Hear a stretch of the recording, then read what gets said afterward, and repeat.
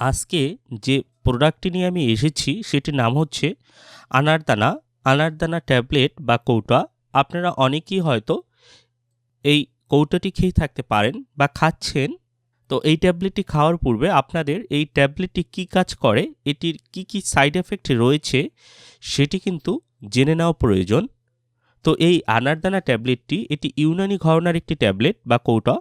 আপনারা হয়তো অনেকেই চিনে থাকতে পারেন। কিছু ইউনানি ও আয়ুর্বেদিক নামে অখ্যাত কোম্পানি এই কৌটোগুলো তৈরি করে থাকে, যা বর্তমানে এলোপ্যাথিক দোকানে বা ফার্মেসিতে অনেকেই বিক্রি করে থাকেন। এছাড়া হোমিও ডাক্তাররাও কিন্তু এসব বিক্রি করা শুরু করেছেন। কিছু নাম না জানা মিডফোর্ড অ্যালোপ্যাথিক কোম্পানিরাই আসলে এগুলো বানিয়ে থাকে। এই সকল ওষুধের মূল উপাদান হচ্ছে সাইপ্রোহেপটাডিন এবং কিছু স্টেরয়েডের সমন্বয়ে বা ডেক্সামেথাসোন ট্যাবলেটের সমন্বয়ে এই কৌটোগুলো তৈরি করা হয়ে থাকে। আপনারা হয়তো বা না জেনে না বুঝে এই কৌটোগুলো খেয়ে থাকতে পারেন।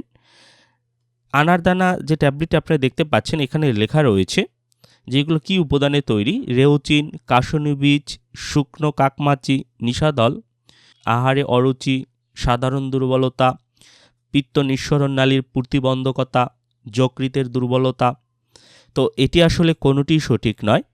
বেশিরভাগ ক্ষেত্রে কিন্তু ফার্মেসির বা গ্রামের ডাক্তারেরাই এই কৌটোগুলো আপনাদেরকে দিয়ে থাকে। আপনারা খেয়াল করবেন কোনো বড় ডাক্তার বা এমবিবিএস ডাক্তার আপনাদেরকে কিন্তু এগুলো দেয় না। সাধারণত এই কৌটোগুলো আপনাদের কাছে 300 থেকে 350 টাকায় বিক্রি করে থাকে।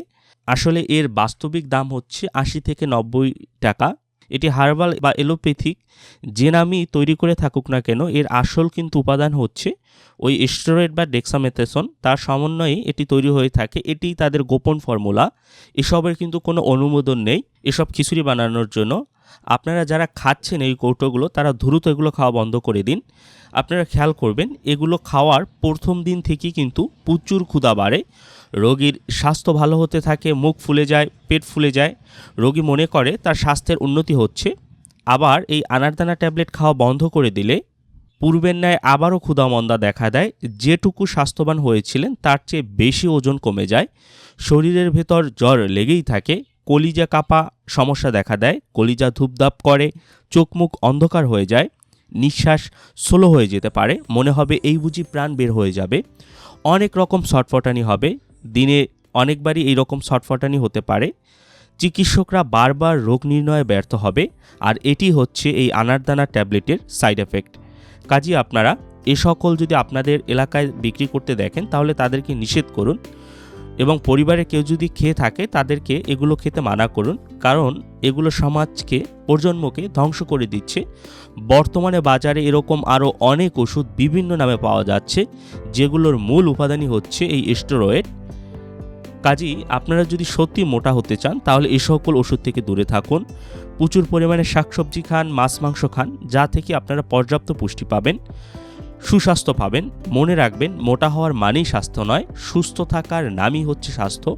মোটা হওয়ার মধ্যে কোনো স্মার্টনেস নেই। কাজে এ সকল মেডিসিন এড়িয়ে চলুন, নিজে সচেতন হন এবং অন্যকেও সচেতন করুন।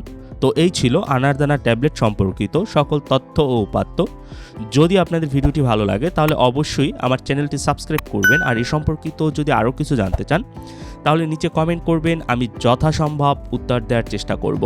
ধন্যবাদ সকলকে, সবাই ভালো থাকবেন।